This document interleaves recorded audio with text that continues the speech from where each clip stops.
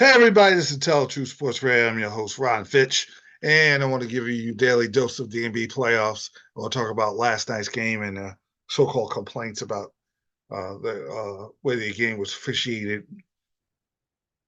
New York beat, and New York is shorthanded, and I'm concerned about that. They beat Indiana 130 to 121. I'm going to tell you why they lost. They're up 2-0. They're out rebounding Indiana when it matters. They got 5 straight offensive rebounds in the fourth quarter for one play,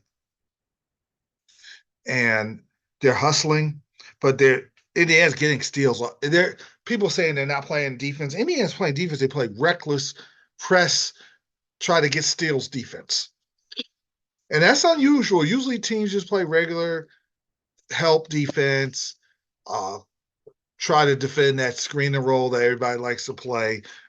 But Indiana pressed New York a little. When Brunson got hurt and went out, they had a 10-point lead, but they should have had a 20-point lead. But they just kept giving easy baskets to the Knicks every time they would get a lead. They did that in game one. They're ready to put the game away, and they don't. And they ended up losing because Brunson was Brunson. He comes back and he gives you your 29 and an Obi before he got hurt at 28. But leaving DiVincenzo open in a four-quarter stupidity. Hart's going to make that in the end. Hart's not the greatest three-point shooter, but DiVincenzo, he just was wide open. And now let's make sure he doesn't beat us from outside. And Hartenstein's better than I thought. With 14 points and 12 rebounds, 8 assists, he can see the floor good. He's a good guy to have outside. And then O'Connell, I didn't know he was this good. O'Connell really played good for Indiana, and he was out there harassing Brunson. Him and Brunson were talking, so I said maybe he could get Brunson out of his game enough to just get him off a tick. Then they take him out, and the announcers were like, "Why are you taking him out? Bring him back in." And he never brought him back in. And coach said, "That's my rotation." So these are he's going to bring to the NBA office. We're going to send 49 bad calls. I should be I wish I could go to the NBA office. Hi, I'm Ron. I'm a Lakers fan. I don't have any dog in the fight. I just want to show you why actually Indiana lost. Forget all those 49 calls. You might have bad call here and there. Game one, that was a crucial bad call for Indiana. I got that. And he didn't do a lot of playing. But I got some issues of why Indiana lost. So let me send you my tapes. I'll send you the tapes of the 5 times you didn't block out.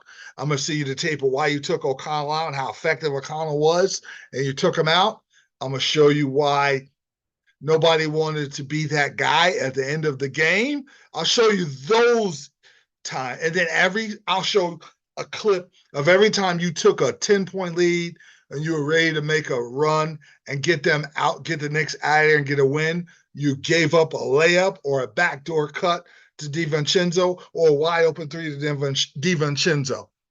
I'll show those, what really happened, instead of a couple little nitpicking calls that might go either way, which happens all the time in the NBA. Stop. DiVincenzo went 6 of 12 from 3. That's the problem. And all 6 of those were wide open in rhythm 3-point shots where you paid no mind to him. There was nobody near him and he's shooting threes. So that's the problem. Okay? My gosh, that just that bothers me because Carlisle's better than that. I understand you're a little upset game one. Game two, I didn't see back and forth. I know that double dribble they called and changed it. Okay, you got mad, but that was the right call. I was glad they got the call right. They didn't get the call right the last game where it's a kickball that should have never got called. I get it. They could have did a redo on that. It gave you the ball.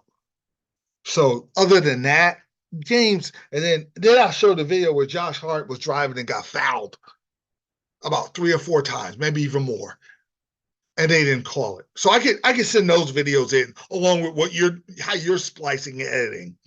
So we want to play that game. And I like the way Indiana played on the road, but they were too reckless. and not playing O'Connell. The coaching move was bad. You got to take accountability. Nobody takes accountability. This is accountability-less society. And the coach of all people, you know what? I'm not going to complain about the calls. I would have said that. I would have said we didn't execute when we needed to. We're not rebounding. Your two guard has one rebound in the game going up against Hart. Your two guard is that's ridiculous. Naismith is got one rebound the whole game, as big as strong as he is, and his counterpart Josh Hart has 15 rebounds. That's a problem. My guards aren't boxing out, and we're breaking down at the wrong time. I understand calls happen on the road. It wasn't that bad. We'll come back. We'll execute. We'll look to rebound. That's what he should have said. That was bad. Now that's being said, both games have been Indiana's quick pace, and the Knicks are you can see the war of attrition where Anunoby got his hamstring, Brunson was a little hurt, and everybody's getting hurt because you're playing so many minutes. No, uh, no Bogdanovich, George Sanders out for the season. No Mitchell Robinson. You're gonna have to play Sims. You're gonna have to play Burks a little more and hope. And then McBride's got to make shots on the road if you have any chance of winning a single game in Indiana. Because he's sure, Carlisle sure not going to complain when he gets those calls at home in Indiana. He'll be just quiet as a mouse. Hey, we played better. If they tie the series up, there'll be no videos to the NBA office. That was ridiculous. You got to miss me with that nonsense. But they could tie the Knicks up. If this pace, if the Knicks don't get a hold of this pace and run selectively and don't let it turn into a street ball game, or for lack of a better word, and try to figure out, they have had a hard time with Indiana's ball movement too. Period. The Knicks have to solve that, and they're going to have to get contributions. You don't have to outscore Indiana's bench. Yeah, this bench is better. Obi Toppin, boy, I wish the Knicks could have kept him. It's funny because they picked Obi Toppin in the draft over Halliburton, and I thought they should have got Halliburton. And Halliburton and Obi Toppin's on the same team. That's kind of ironic. They're going to be a whole lot tougher in Indiana. And you'll be no, let's go Knicks, do that. You won't hear that stuff in Indiana. That was kind of interesting. The way I got to give the Knicks credit, the way they locked into Philadelphia and took over the building. You're not taking over Indiana. They hate you guys guts. It's in Indiana. It's everything. That's all they have. The Colts are kind of decent, but those fans are rabid Indiana, New York Knicks hating fans. They will be loud. So you're really going up you're on a real road game this time. And even if the Knicks survive and play in Boston, you'll see some Knicks fans in Boston, I think, maybe, because it's not super far as it's a drive because I drove to Boston last week, but it's you'll see it. But Indiana, it's going to be hard to get tickets there. It's going to be a real home field advantage for Indiana. And you get to see the only thing that Knicks have going for them, they play so hard. They're so good in the fourth quarter. And I do not know, like Halliburton would have to be that dude in the fourth quarter. You got to go. You got to be super aggressive. Give me the ball. I understand we're sharing the wealth. That's kind of our style. But I got to kind of change that late in the fourth quarter, make plays, make 3-point shots, drive the basket. Let guys cut to the basket, and then every once in a while let Siakam eat with his mid range. That's their only hope. But I really love how the Knicks play. The fans get a little crazy because they haven't won, so some of them are paranoid, some of them are overconfident. So it's just a weird mix. I try to reach out, and I just get an interesting, texts and interesting responses. So we'll see. We'll definitely see. The Knicks have to play it much better. They have to get it into a bogged down game in the fourth quarter, and then you'll see the Knicks could get one, but it's going to be hard to get one. It could be 2-2 going to the Garden.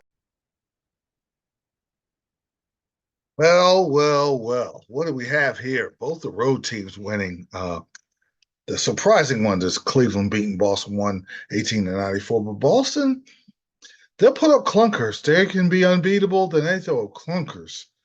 They're strange. You know, I wonder if they shed the Boston 49ers label. We're getting there, all the way there, and they're not winning because that's what the 49ers do. And I say, and I get suckered every year. Oh, man, I think 49ers going to win it all. And then they choke or blame the refs or blow 10-point leads in Super Bowls. They're so good, talented.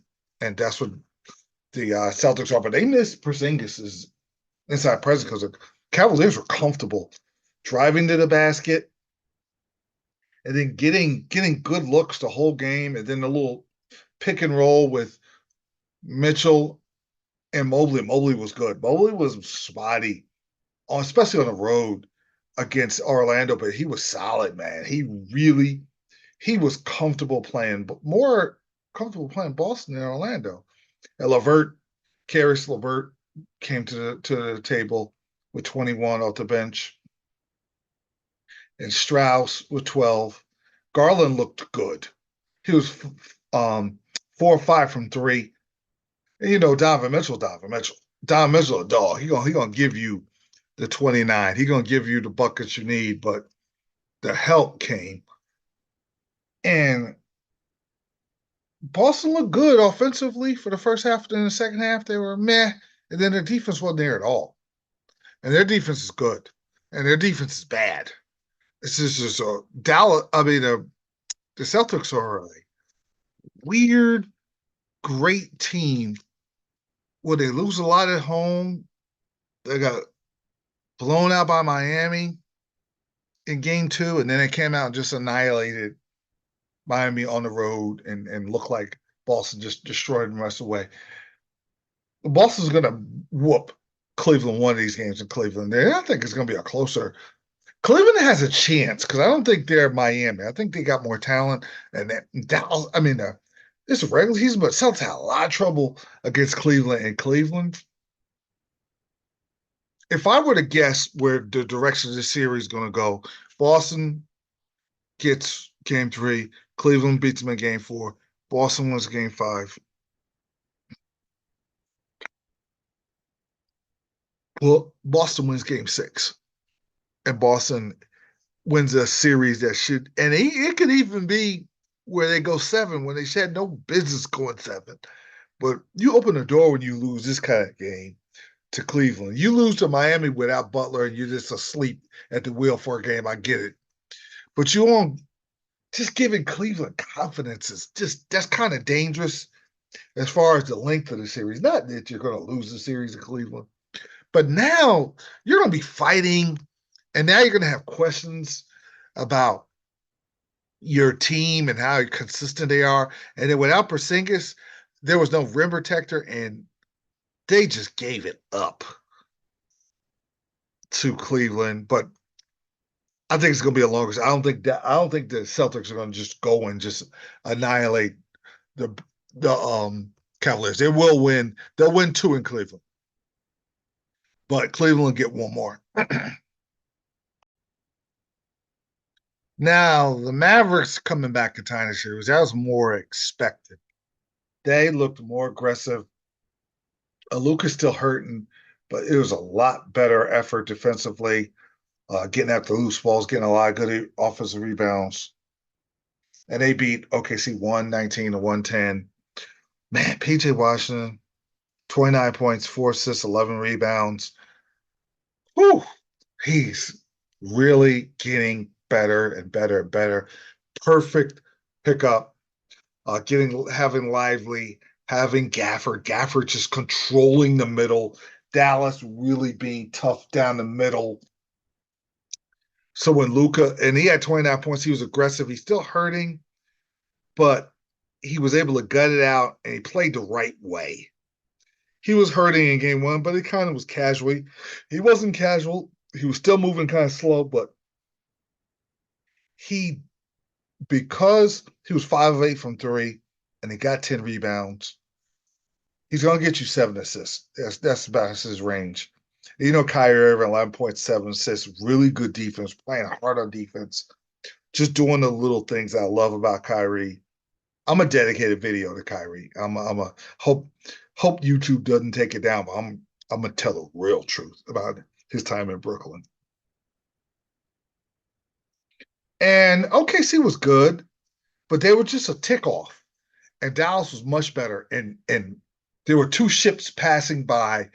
OKC was going the wrong way, and Dallas was going the right way. And like I said, they didn't play terrible. They didn't get the maximum scoring out of their shooters because they were off. Holmgren was off. Dallas is better defensively. And this is close to evenly matched. I'm concerned about OKC going to Dallas. I'm not concerned about Dallas could win anywhere, but I'm concerned about OKC now having to win a game on the road with no experience in Dallas against Luka and Kyrie, and how much better Dallas plays at home. I want this series to be split in Dallas. OKC get 5, Dallas get 6. Again, game 7 is just it's close in the third quarter, and then Kyrie, Luka, and Shai Gilgeous-Alexander just go after each other in the epic game 7. I don't know if that's going to happen because I don't know if OKC has got the experience to play to their potential. They definitely could win in Dallas and go get a game, especially OKC got to get game 3. They lose game 4, it could snowball because now Luka's coming downhill, and Luka's even better when he has the lead. Sometimes when he's behind, he can be mistake prone. When he has the lead, he's coming downhill, you're in trouble. It doesn't matter, Kyrie, up, down, he's coming after you. But PJ Washington's development and playing in a winning attitude, and as good a coach as Jason Kidd is, it's just like they're finding themselves. I expect them to come out of this series. I hope it's 7. I love watching these two teams play. So I want to watch this series, and I want the series to go as long as it possibly could. But you would have to get maximum effort out of Williams and Holmgren. Dort is 8 and 10 and 10. He's around there. Giddey can't shoot that good, so he'll give you a little bit. But Wallace, Wiggins, Joe, and the other Jalen Williams, they're really good at home. I don't know if those guys are going to carry on the road. So what they have to do is have Gilgeous-Alexander be extraordinarily great. I'm talking about 40 points, 15 of 20, really good shooting percentage. Williams, he gave you 20 tonight. That's what you want. And then Holmgren having 20. They're going to need that for them to have any chance to win any games in Dallas.